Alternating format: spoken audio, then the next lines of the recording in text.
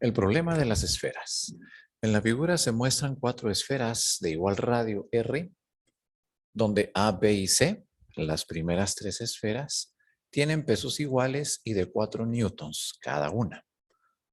Hallar el peso de la esfera D, que se encuentra en el lado derecho, de tal manera que el sistema logre el equilibrio. Tenemos este sistema físico formado por 4 esferas. Las primeras 3 son del mismo peso.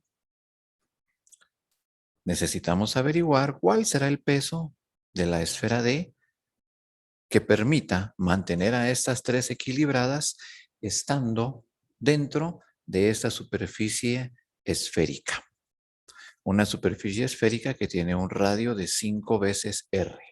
R es el radio de cada una de las esferas y el radio de la concavidad que las contiene va a ser 5 veces ese radio.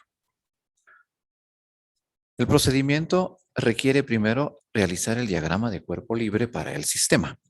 Primero dibujemos los vectores que van a representar al peso de estas esferas. Recordemos que el peso es un vector que siempre va dirigido hacia abajo. Al menos así lo haremos siempre que se traten de sistemas en 2 dimensiones.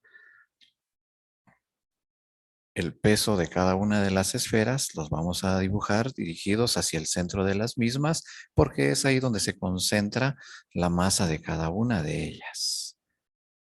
A estos pesos sabemos que valen 4 newtons, pero les vamos a llamar W. W para el peso de cada una de las esferas, de las primeras 3. En el caso de la esfera D, la última esfera, el peso no lo conocemos. Y es precisamente lo que necesitamos averiguar. ¿Cuál será el peso de esta esfera para poder sostener a estas 3 de tal manera que el sistema esté equilibrado? Al peso de la esfera D le llamaremos P. Debido al peso de esas esferas que están en contacto con la superficie curva, se van a producir reacciones. Se van a producir fuerzas de reacción perpendiculares a la superficie de contacto. Como se trata de una superficie curva, una superficie circular, esas líneas sobre las cuales van a actuar las fuerzas de reacción normal van a estar dirigidas al centro de curvatura O. Entonces, con la ayuda de una regla podemos nosotros dirigir las diferentes fuerzas de reacción sobre la superficie debido al peso de las esferas. Podemos escribirle a la primera reacción R1, luego para la siguiente trazamos su línea de acción desde el centro de curvatura O, pasando por el centro de la esfera.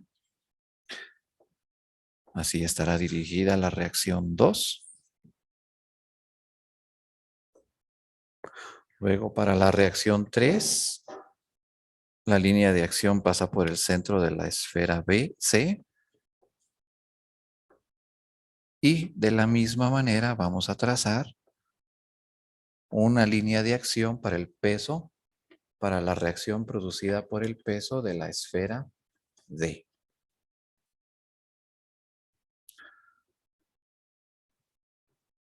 Y aquí tendríamos la reacción 4.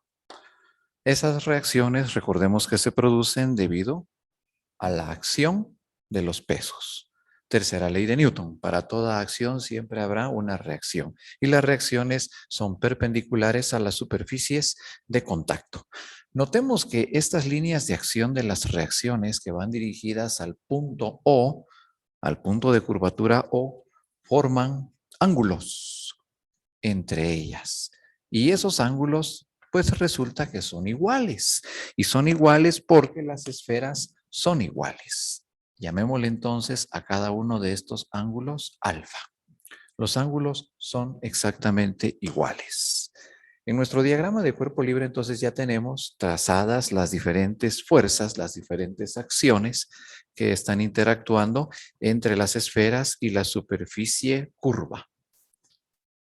Necesitamos calcular los momentos que esas fuerzas producen para poder hallar así el peso necesario para que la esfera D mantenga a estas tres equilibradas. Pero para aplicar la ecuación de momentos necesitamos brazos de palanca. ¿Cómo obtenemos esos brazos de palanca? Para obtener los brazos de palanca podemos auxiliarnos de la geometría que se forma acá. Por ejemplo, trazando una línea horizontal desde el centro de la esfera A hacia el eje vertical, podemos notar que se va a formar un triángulo. Aquí se va a formar un triángulo rectángulo entre el centro de la esfera A, el punto de curvatura O y la vertical. Aquí se formaría un triángulo rectángulo. La proyección horizontal de ese triángulo rectángulo la puedo llevar hacia afuera del diagrama de cuerpo libre, de esta manera. Y esa proyección horizontal es el brazo de palanca. Ahora, ¿cómo podemos identificarlo para poderlo utilizar en la ecuación de equilibrio? Pues podemos asignar a la medida que va del punto O al centro de la esfera A una longitud L, cualquiera. Entonces, el ángulo que hay en el triángulo rectángulo vale 2 veces alfa. Por lo tanto, su proyección horizontal será L multiplicado por el seno de 2 veces ese ángulo alfa. Una relación trigonométrica que es necesario reflexionarla para entenderla bien. Pueden ponerle pausa al video y analizar de dónde sale esa relación. Lo mismo vamos a hacer para obtener el brazo de palanca producido por el peso de la esfera B. En el caso de la esfera B, trazamos una línea horizontal desde su centro hasta la vertical. Y aquí se me va a formar otro triángulo rectángulo, formado nuevamente por el punto O de curvatura, el punto B y la vertical. Este triángulo rectángulo tiene como ángulo solo alfa. Por lo tanto, su brazo de palanca, que podemos proyectarlo también hacia afuera, su brazo de palanca será L, porque sigue siendo la misma distancia desde O hasta el centro, L multiplicado por el seno del ángulo alfa. Y en el lado derecho, donde está actuando la fuerza P, el peso de la esfera D, tenemos que el brazo de palanca es igual por la simetría de la figura. Es exactamente igual. Entonces, de este lado, vamos a tener el mismo brazo de palanca. Y noten que todo va relacionado al punto O, porque alrededor del punto O es que se van a producir los momentos. Así que el punto O será el punto de referencia para el cálculo de los momentos. Estamos en equilibrio rotacional. Recuerden que la clave es el concepto de momento, al cual también se le llama algunas veces torca y otras veces par de torsión. Es la condición de equilibrio que nos garantiza que los sistemas van a permanecer estáticos tanto en la traslación como en la rotación. Ya que tenemos el diagrama de cuerpo libre, podemos entonces trabajar con nuestra ecuación de equilibrio rotacional, que establece lo siguiente. La sumatoria de momentos positivos con respecto al punto O, que será el punto de curvatura central, debe ser igual a la sumatoria de todos los momentos negativos con respecto al mismo punto. Entonces, el momento se define como fuerza por brazo de palanca. Para la esfera A, tenemos que la fuerza es su peso y su brazo de palanca hasta O es L seno de 2 veces el ángulo alfa. Fuerza por brazo de palanca. ¿Qué sentido va a tener? Pues a partir del punto O podemos colocar nuestra mano derecha y girarla en el sentido en que va apuntando la fuerza y vemos que ese sentido es un sentido antihorario. Por lo tanto, su momento es positivo y se va a escribir en el lado izquierdo de la ecuación. Entonces, el momento sería W, que es el peso de la esfera, por el brazo de palanca, que es L multiplicado por el seno de 2 veces el ángulo alfa. Luego tenemos el peso de la esfera B. Con respecto al punto O, tiende a producir un momento giratorio también en contra de las agujas del reloj y por lo tanto es positivo. Debemos sumarlo entonces con este momento. El momento producido será fuerza, peso por brazo de palanca, que ahora sencillamente es L seno del ángulo. Peso por L seno del ángulo alfa. Luego tenemos el peso de la esfera C, pero noten que el peso de la esfera C, su proyección pasa exactamente por el punto de referencia para momentos, el punto de giro, el punto pivote. En la definición de momento aclaramos que toda fuerza o su línea de acción que pase por el punto de giro o pivote producirá un momento cero. Es decir, no tiene momento, no produce momento. Porque si la fuerza o su línea de acción pasa por el punto de giro, su brazo de palanca es cero. Y cualquier número que se multiplica por cero siempre me va a dar como resultado cero. Así es que el peso de la esfera C no produce momento. Luego tenemos el peso de la esfera D, que está a la derecha, pero ese momento ya se invierte. Colocamos con respecto al punto O, colocamos nuestra mano derecha y vemos que el peso de la esfera D tiende a producir un momento con este sentido, que es un sentido horario, por lo tanto es negativo y va en el lado derecho de mi ecuación. Entonces ya puedo escribir el signo de igualdad y su momento será fuerza P por brazo de palanca L seno del ángulo. Fuerza P por brazo de palanca L seno del ángulo alfa. ¿Y qué sucede con las reacciones? Todas las reacciones que están acá, R1, R2, R3 y R4, son fuerzas y las fuerzas producen momento. Pero cada una de esas reacciones está dirigida al centro de curvatura, al centro de referencia que utilizamos para nuestra ecuación de momentos. Nuevamente, una fuerza, cualquier fuerza o su línea de acción que pase por el centro de rotación va a tener un momento cero. Entonces las reacciones no producen momento. Por lo tanto, se quedan únicamente representadas en el diagrama de cuerpo libre, pero no van a figurar en la ecuación de equilibrio. Entonces, mi ecuación de equilibrio, a pesar de lo complejo que se ve el diagrama de cuerpo libre, mi ecuación de equilibrio resulta bastante sencilla. Sobre todo, ahora que notamos que la longitud L aparece en los tres términos de la ecuación y por lo tanto podemos prescindir de esa magnitud. De ahí dense cuenta que al utilizar en el diagrama de cuerpo libre esta longitud L, en realidad podríamos haber utilizado cualquier otra letra, porque a fin de cuentas aquí se cancela. Pudo haber sido L, pudo haber sido J, pudo haber sido I, en realidad pudo haber sido cualquier distancia radial desde O hasta el punto central de la esfera A, cualquiera. De todos modos, aquí vemos que se cancela. Al simplificar esta ecuación un poquito tenemos W por el seno de 2 veces el ángulo, W por el seno de 2 veces el ángulo más, al multiplicar acá y quitar el paréntesis, W por el seno del ángulo alfa igual P por el seno del ángulo alfa, P por el seno del ángulo alfa. Y en estos dos términos pues está bastante bien porque tenemos la función trigonométrica seno del ángulo alfa. Sin embargo acá vean que aparece el seno de un doble ángulo. Y entonces así pues es un poquito más difícil la simplificación. Lo que queremos es despejar la fuerza P para averiguar su valor. Pero el seno de este doble ángulo me está dando un poquito de problemas. Entonces, ¿qué es lo que hacemos? Le podemos llamar a esta ecuación número 1. De la trigonometría básica, al revisar en el libro de texto, podemos encontrar una identidad trigonométrica que me permite transformar el seno de un doble ángulo, que dice lo siguiente. El seno de un doble ángulo siempre es igual a 2 veces el seno del ángulo por el coseno del ángulo. Ahí está la identidad trigonométrica. Y a esta le vamos a llamar número 2.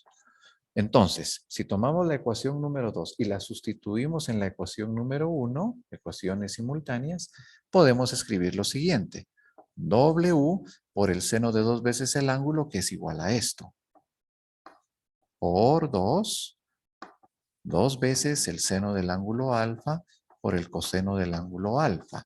Más, siguiente término, W por el seno del ángulo alfa tiene que ser igual a P por el seno del ángulo alfa. De ahí vemos la necesidad de siempre repasar los conocimientos previos del capítulo 1 en el libro de texto, porque es ahí en donde se han ejercitado en temas como ecuaciones, despejes, transformaciones algebraicas, identidades trigonométricas y propiedades de geometría, como las que nos sirvieron para el diagrama de cuerpo libre. Todo ese contenido se aplica acá. Ya que tenemos esto, multiplicamos para quitar el paréntesis, entonces me quedaría W dos veces, el 2 lo podemos escribir al principio, por el seno del ángulo alfa, por el coseno del ángulo alfa, más W por el seno del ángulo alfa tiene que ser igual a P por el seno del ángulo alfa. Y aunque es un poquito extensa la ecuación, noten que se va a simplificar en este momento de una manera muy bonita porque la identidad trigonométrica seno de alfa aparece en los tres términos. Entonces le va a pasar lo mismo que le pasó a la L al inicio de la ecuación. Como es el mismo término, podemos prescindir de él cancelándolo. Y automáticamente me quedaría despejada la fuerza P, que es el peso de la esfera D que estamos averiguando. Entonces, si yo giro esta ecuación, me quedaría de esta manera. P es igual a 2 veces W por el coseno del ángulo alfa más W por 1, porque en vez de seno de alfa me quedó 1. Y vemos que el peso W se repite en ambos términos. Con la propiedad distributiva nosotros podemos aislarla, dejarla solita a la W y dentro de un paréntesis escribir los términos que no son comunes. A esto comúnmente se le llama factor común. Así es como se le llama a esto, factor común. Pero en realidad es la propiedad distributiva. Porque si yo ahora multiplico W por lo que está dentro del paréntesis, que es la propiedad distributiva, me sale lo que está arriba. Entonces es la propiedad distributiva a la inversa. Eso es lo que hacemos acá. Bien, hasta aquí ya no puedo seguir. Me quedo en esta parte de acá. El peso es igual, el peso de la esfera de P es igual al W, que es el peso de las esferas pequeñas, por 2 veces el coseno del ángulo alfa más 1. Necesito ahora una ecuación más que me permita hallar el ángulo alfa. Necesitamos hallar el ángulo alfa. Si descubrimos cuánto vale el ángulo alfa, entonces va a ser posible sustituir aquí su valor y de esa manera hallar el valor del peso P.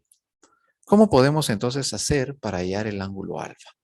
Pues bien, vamos a usar una estrategia geométrica, una técnica geométrica que nos va a permitir hallar ese valor.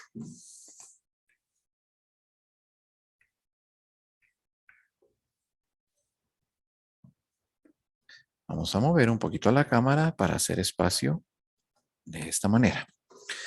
Observemos acá en la geometría. Aquí todavía podemos observar, de todos modos, lo regreso mejor. Observemos acá en la geometría, se forma una figurita muy bonita y fácil de trabajar. Observen, en el punto O, el punto de pivote O, el centro de la esfera B y esta línea de acá, el centro de la esfera C, entre estos tres puntos, O, B, C, se va a formar un triángulo. Pero no es cualquier triángulo, es un triángulo muy especial. Lo voy a dibujar por acá. Entre esos tres puntitos se va a formar un triángulo muy, muy, muy especial.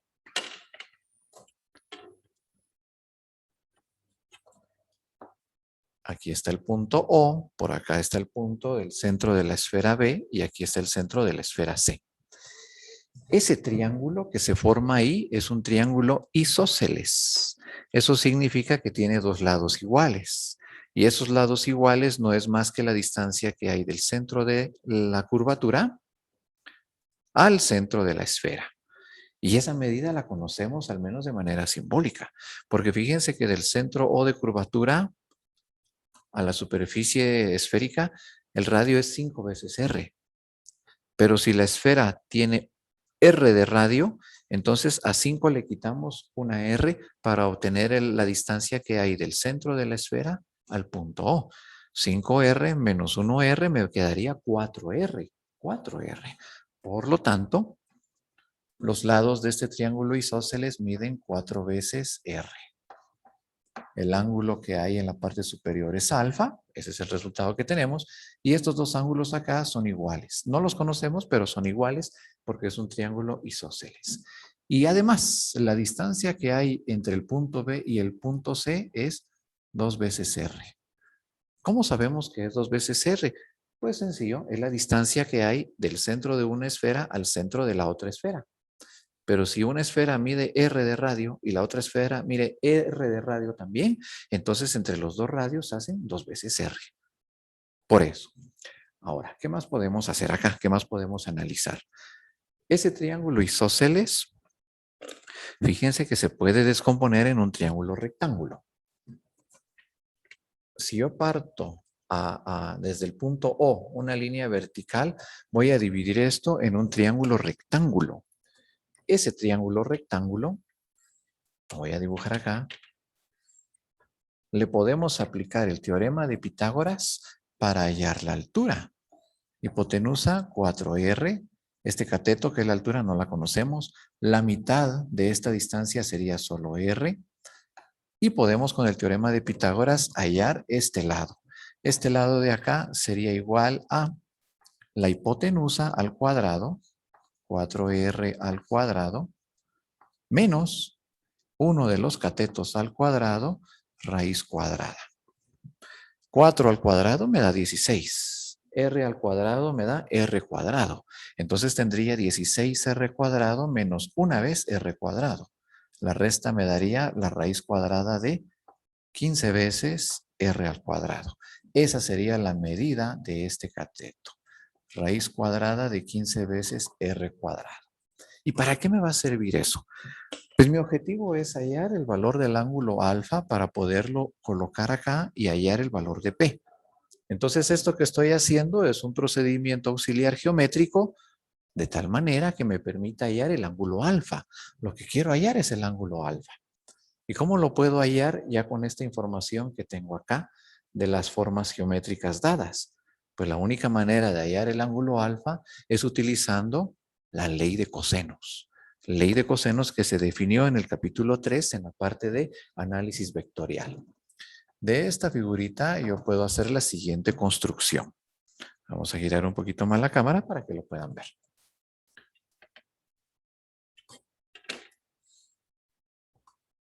(4R) en este lado, 4R en este lado, ángulo alfa.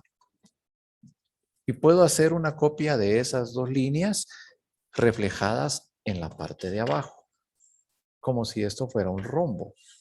Es más, lo que estoy formando ahí es un paralelogramo. El paralelogramo que se forma cuando nosotros queremos hallar la resultante de dos vectores.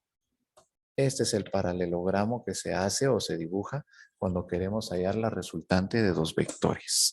Porque la ley de cosenos utiliza el ángulo alfa que está ahí. Entonces, por medio de la ley de cosenos, voy a tratar la manera de averiguar ese ángulo desconocido alfa. Este vector que dibuje acá es el resultado de sumar este vector y este otro vector. ¿Cuánto medirá el vector resultante? Pues el vector resultante mide 2 veces esta distancia. Por eso utilizamos Pitágoras para hallar esta distancia. Si observan, de aquí al centro hay raíz cuadrada de 15R cuadrada y del centro para acá lo mismo, raíz cuadrada de 15R cuadrada. Entonces esto va a medir 2 veces la raíz cuadrada de 15R cuadrado. 2 veces esta medida. Ahora ya podemos aplicar la ley de cosenos. ¿Qué establece la ley de cosenos? Ley de cosenos. La ley de cosenos establece que el cuadrado de la resultante de dos vectores tiene que ser igual a la suma de los cuadrados de los vectores componentes, más el doble de entre estos dos vectores, el doble del producto de esos dos vectores por el coseno del ángulo. Trasladado a una expresión matemática sería de la siguiente manera. El cuadrado del vector resultante, 2 por la raíz cuadrada, lo voy a escribir en el lugar del triángulo para que quede espacio. La resultante, 2 veces la raíz cuadrada de 15R al cuadrado, se eleva al cuadrado. Ese sería el cuadrado de la resultante más el cuadrado del primer vector, 4r elevado al cuadrado más el cuadrado del segundo vector, que es 4r también, más 2 por el producto entre esos dos vectores, 2 por 4r por 4r por, aquí viene lo bonito, el coseno del ángulo alfa que hay entre ellos. Entonces, observen, aquí tenemos la fuerza P que estamos averiguando que depende del coseno del ángulo alfa. Y allá tenemos una ecuación con ese coseno. Y todo lo demás es conocido. Entonces, de aquí vamos a simplificar. Vamos a ver a qué nos conduce el coseno del ángulo alfa y lo vamos a venir a sustituir acá. Y es así como llegaríamos a la respuesta final. Bueno, acá hay un poquito de trabajo algebraico que hay que ir haciendo paso a paso, elevar al cuadrado, cada término, multiplicar, simplificar, cancelar términos semejantes, pero son técnicas matemáticas que hay que aplicar para poderlo simplificar. Entonces, al elevar esto al cuadrado vamos a tener 2 al cuadrado sería 4. La raíz cuadrada o cualquier raíz cuadrada que se eleva al cuadrado, como son operaciones inversas, se cancelan. Entonces me quedaría solo el contenido del radicando, 15r cuadrado. El 2 sí es afectado por el cuadrado, me da 4. Pero el contenido de la raíz cuadrada, el contenido se va a copiar, porque la raíz se cancela con el exponente 2. Igual, en el primer término al elevar al cuadrado me dará 4 por 4, 16. R al cuadrado, R a la 2. Entonces el primer término me da 16R cuadrado.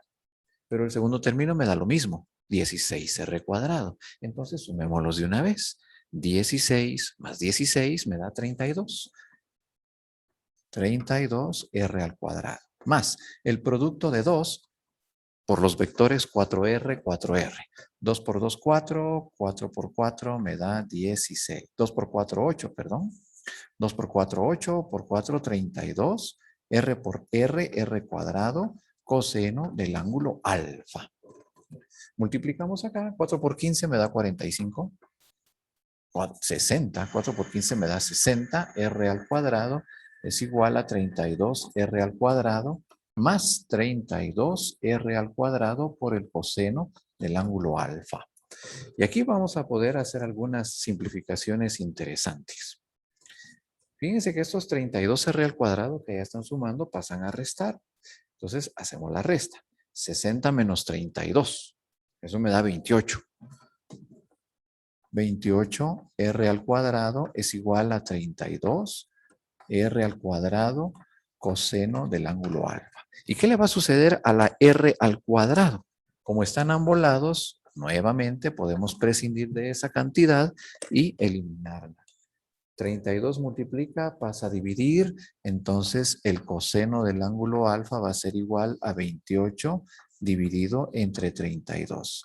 Eso podemos simplificarlo porque son números pares. La mitad de 28 es 14, la mitad de 32 es 16. Pero nuevamente tienen mitad.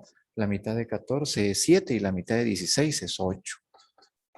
7 octavos. Conclusión, el coseno el ángulo alfa es 7 octavos o el coseno del ángulo alfa equivale a 7 octavos gracias a las relaciones geométricas de un triángulo isósceles y de la ley de cosenos vista en el capítulo 3 de análisis vectorial.